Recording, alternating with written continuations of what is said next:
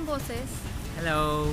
Welcome back to our YouTube channel at ngayon nandito kami ngayon sa Adventure Resort sa Norsagaray, Bulacan. So, itutour namin kayo ngayon dito sa loob. Tara, samahan nyo kami.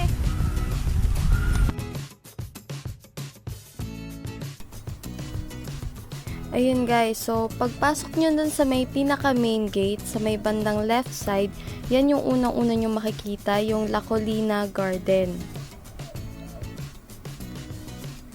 Ayan, so ayan siya guys. Tapos ito naman yung sa may bandang loob na ng La Colina Garden.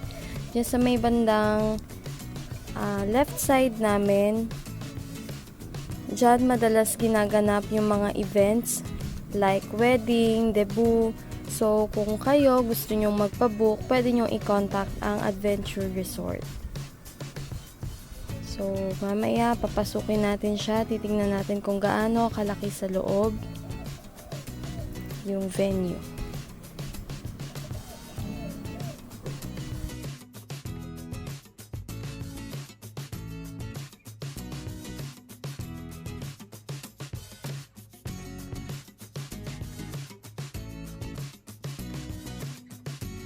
So, ayan guys, nandito na tayo sa loob. Ayan, so ayan yung itsura niya. So, tignan nyo yung paligid. Medyo hindi pa siya ganun kaayos. May mga ilan pa rin silang inaayos dito sa place na to. Pero pwede na rin naman siya para sa isang simpleng gathering. Like mga reunion, ganyan. So, pagpasensyahan nyo na yung mahal ko, medyo hyper. So, ayan siya guys.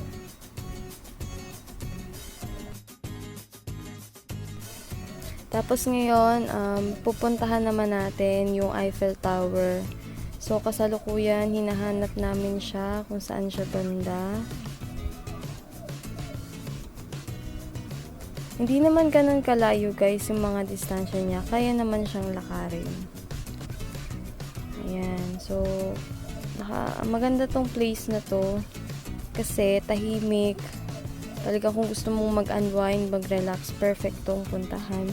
At ayun guys, nakikita nyo na ba yung paa ng Eiffel Tower? Ayan siya. Oh my gosh. Ayan na, papalapit na tayo. Ayan. Pero, hindi muna natin agad yan pupuntahan. Medyo ihuhuli natin yan kasi meron tayong mission mamaya. Meron tayong gagawin. So, dito muna tayo sa my right side. Ayan. So, nakikita nyo ngayon yung Statue of Liberty. So, ayan. Meron din siyang parang pinaka-replica. Kumuha sila ng replica ng Statue of Liberty dito sa Adventure Resort. Siguro isa din yun sa mga kakaiba dito sa Adventure Resort. Tapos yan, yung bridge.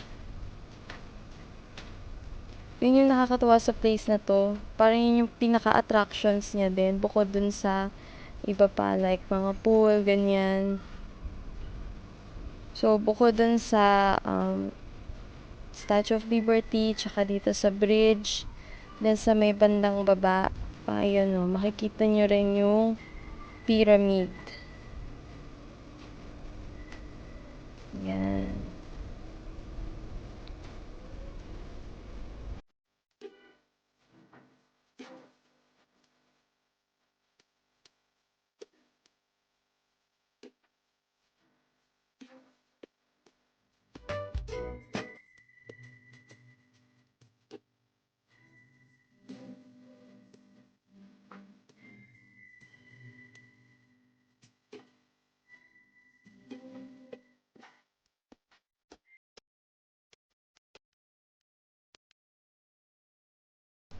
Tapos, meron din sila itong replica ng Sphinx. So, ayun yun. Tapos, yan, ngayon, punta na tayo ngayon sa may Eiffel Tower. So, tapos na namin kayong i-tour sa may right side. So, dito naman tayo ngayon sa pinaka-main attraction nila, ang replica ng Eiffel Tower. At sa may bandang right side niya, meron din kayong makikita dyan mga iba't ibang rebulto ba? Rebulto pa tawag dyan. So, ayan siya. Ayan, yun yung mga sinasabi ko kanina, mga rebulto.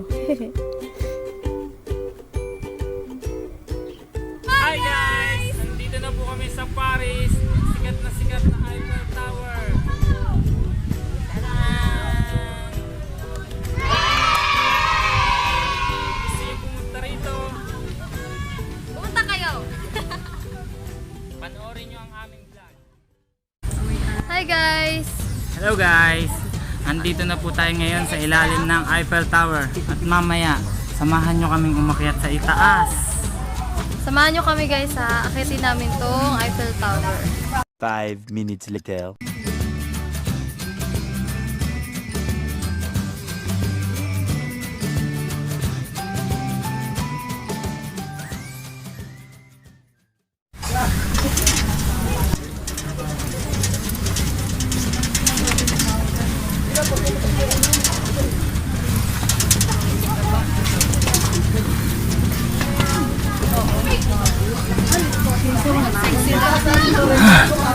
Ang hirap na yan. First Nandito na kami. level! Mamaya, doon tayo akyat. Sa pinakataas. Doon. Naakyat na kami. Second floor na. Bali nasa second floor na tayo. So, akit ulit kami dun sa Pa, sa taas. floor. Okay, akyat na. Ah! Tara, let's. Ano ka na nandito? Correction lang guys, bahay na sa first level pa lang pala kami. So kasalukuyan namin inaakyat yung second level. At isang advice lang guys, huwag kayo masyadong magdala ng maraming gamit, lalo na yung mga mabibigat. Pati na rin yung mga backpack, kagaya namin ni Daisy. By the way, kasama pala namin si Daisy, friend ni Ron. Huwag kayo masyadong magdala ng mabibigat na gamit kasi may hirapan kayong umakyat. Okay? Diba? Hindi na siya masyadong kita kasi ano eh. Pataas na kasi kami eh. Lumiliit. Oo, lumiliit na rin yung pinaka-view. Akit pa tayo? Oo. Ito na. Yes, Hi yes. guys! Tara na, akitin na natin tong pang-ilan na ba to? Third. Pangatlo. Pangatlo na to. Mahangin dito sa taas. Dali. Kaya mo yan, ikaw matakot. Kasama mo naman kami. Hindi naman tayo malalaglag. Wow! Ganda ng view! Oh my gosh! Dito kami. Woo! Yes! Konti na lang. Konti na lang nasa papunta tayo. Ano ba natin dito sa taas? Guys! Asan na kayo? Asan na kayo? Takot na ako! Yan, sige.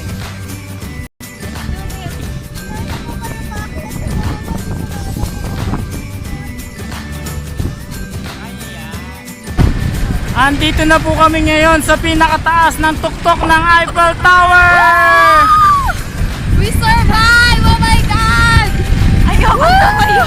Yes, strong! Yan, tingin ka, mahal ko. Guys, tignan niyo yung view. Ang liliit na ng mga bagay. Kumusta yung experience mo? Okay naman, nakakatakot. Ayan. Oh, ikaw, ano masasabi mo? Ayos na ayos dito, ang sarap, napakahangin, lakas. Oo nga eh. Ano guys? Hindi na ganun ka-araw. Guys, advice lang, hindi to safe para sa mga kids ha. So, dun lang to para sa mga adults. Pwede naman yung kids, kaya lang dun lang sila pwede siguro sa may second floor. Pagdating sa third tsaka sa fourth, lalo na dito sa bundok, hindi na pwede. Hindi na siya advisable kasi paliit na ng paliit yung daan. Okay? Sobrang taas. Tsaka ano, mahangin. Mahangin siya dito sa taas. Tingnan nyo naman yung buhok namin, diba? Sobrang mahangin. Wow, nakita niyo yan guys? Oh, layo. Oh, kita yan, lalim. Uy! Ah, Uy, taya dyan sa yan mo. Kita niyo ba yun?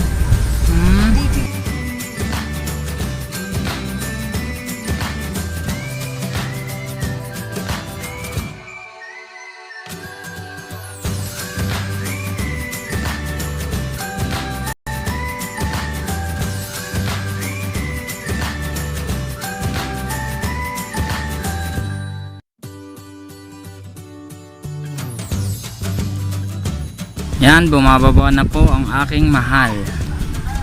At isa pang tip guys, kapag pababa naman kayo, lalo na kung nando kayo ba mumula doon sa tuktok, papunta dun sa second level ng Eiffel Tower, dapat paatras yung pagbaba nyo para magkasya kayo. Tapos, pwede na lang kayong bumaba ng paharap kapag nasa first level na kayo. Kasi hindi kayo magkakasya kung paharap kayo, bababa mula sa tuktok hanggang second level. Okay?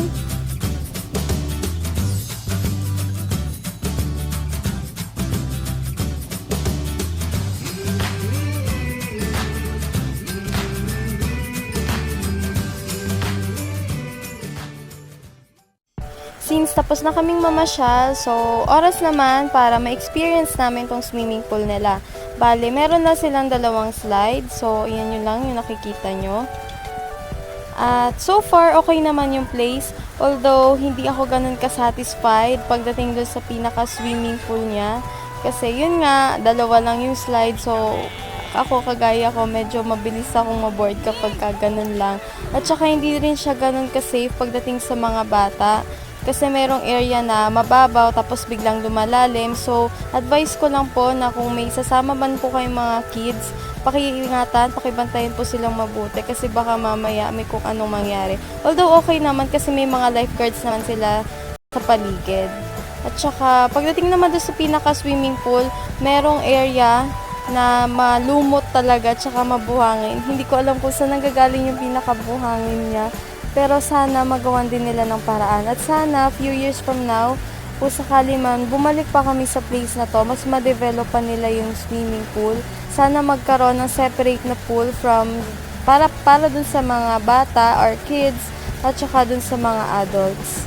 So, yun lang. Kasi, sayang maganda na talaga yung place. Yun na lang talaga yung kulang.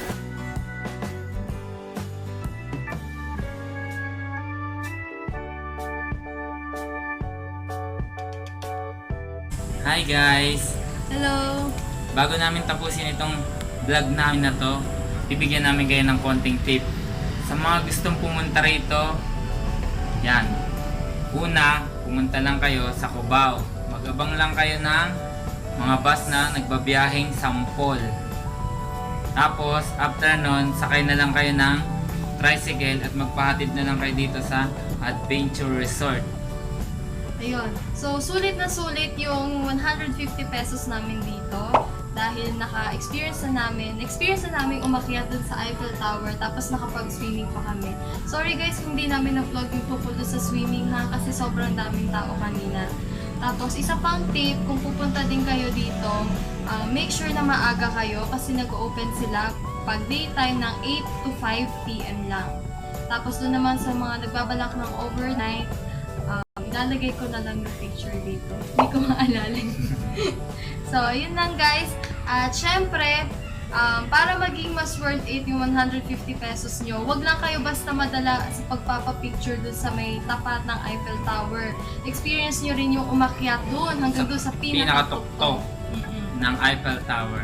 Sa umpisa, syempre nakakaba, pero pag nandun na kayo sa taas, ma-relax talaga kayo, mararamdaman nyo yung worth it talaga yung inakyat nyo, tsaka yung pagpunta nyo dito. Kasi medyo may kalayuan din siya from Manila. So, yun lang guys. Sana nag-enjoy kayo sa video na to. And if you did, please don't forget to give it a thumbs up. And don't forget to subscribe to our YouTube channel, RR26 Adventures. And ring the notification bell.